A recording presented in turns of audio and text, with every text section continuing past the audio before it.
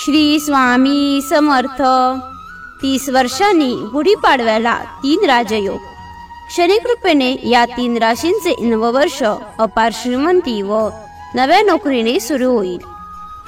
यंदा हिंदू नववर्षाच्या मुहूर्तावर कोणत्या राशींच्या नशिबाला कलाटणी मिळू शकते, त्यांच्या आयुष्यात कोणत्या स्वरूपात व कसे बदल घडून येऊ शकतात याविषयी जाणून घेऊयात. मराठी नववर्षाची सुरुवात करणारा सण म्हणजे गुढीपाडवा. यंदा 9 एप्रिल 2024 ला साजरा केला जाणार आहे. यंदाच्या चैत्र शुक्ल प्रतिपदेपासून श्री शालिवाहन शके 1946 शोभन नाम संवत्सर प्रारंभ होत आहे. या दिवशी चैत्र मासातील नवरात्रीचा आरंभ होत आहे.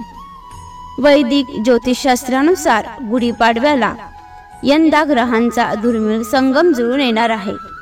गुढीपाडव्याच्या तिथीला सकाळपासूनच शश राजयोग, अमृत सिद्धी योग व सर्वार्थ सिद्धी योग जुळून येत आहे.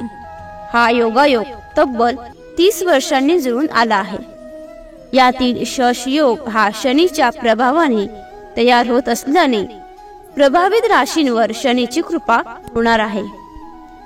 शनी सध्या मंगळासह युती करून कुंभेत स्थित असल्याने शनीसह मंगळ सुद्धा प्रभावित राशींना विकास व प्रगतीची भेट देऊ शकतो.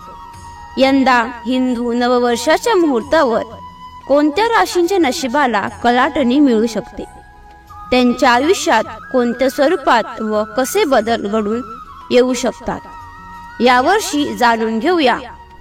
गुढीपाडव्यापासून या 3 राशींचे गोड दिवस सुरू होतील. मेष रास. मेष धनु राशीच्या चतुर्थ स्थानी हे राजयोग तयार होत आहे.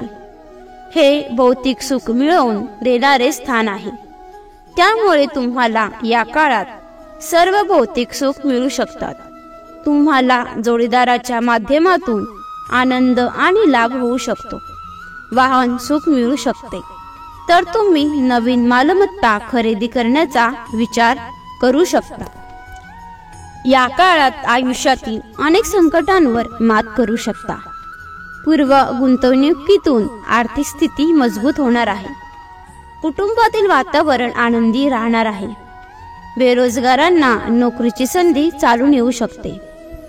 पगार ठरवताना वाणीत माधुर्य असायला हवे. पुढे जाण्याआधी आपल्याला कृपा प्राप्त होण्यासाठी कमेंटमध्ये श्री स्वामी समर्थ नक्की लिहा. सोबतच हा व्हिडिओ लाईक करा आणि मित्रांना शेअर करा. मकर रास. 3 पैकी मुख्य 2 राजयोग हे आपल्या राशीच्या भाग्यस्थानी तयार होत आहेत. यामुळे येत्या काळात तुम्हाला प्रत्येक कामात नशिबाची साथ लाभू शकते. तुमचे शत्रू दूर होण्यास हा काळ अधिक उपयुक्त ठरू शकतो.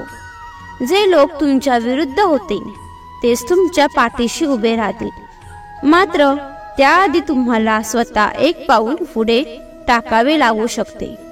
हिंदू नववर्षात तुम्हाला वाडवडिलांच्या संपत्तीची मोठी मदत होऊन आर्थिक स्थितीत सुधारणा होऊ शकते. तुम्हाला कर्जमुक्त होता येईल.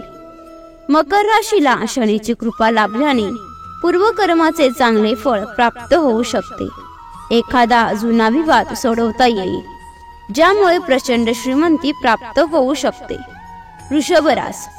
शनिदेव आपल्या राशीच्या गोचर कुंडलीत 11व्या स्थानी गोचर करत आहे. तर हे राजयोग आपल्या राशीच्या लाभस्थानी तयार होणार आहे. या स्थानी आपल्या राशीच्या धनस्वामींचे वास्तव्य आहे. येत्या काळात तुम्हाला तुमच्या बुद्धीच्या जोरावर प्रचंड धनलाभ मिळवता येऊ शकतो. वृषभ राशीच्या मंडळींना संतती प्राप्तीचे सुद्धा योग आहे.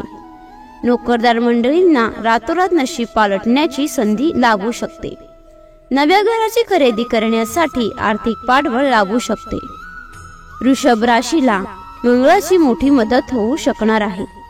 तुमच्या व्यक्तिमत्वाला साहस व पराक्रमाची जोड लाभू शकते. जर तुम्हाला ही माहिती आवडली असेल तर व्हिडिओला एक लाईक अवश्य करा आणि अशीच नवनवीन माहिती ऐकण्यासाठी वाचण्यासाठी आपल्या चॅनेलला सबस्क्राईब नक्की करा. श्री सद्गुरू स्वामी समर्थ. धन्यवाद.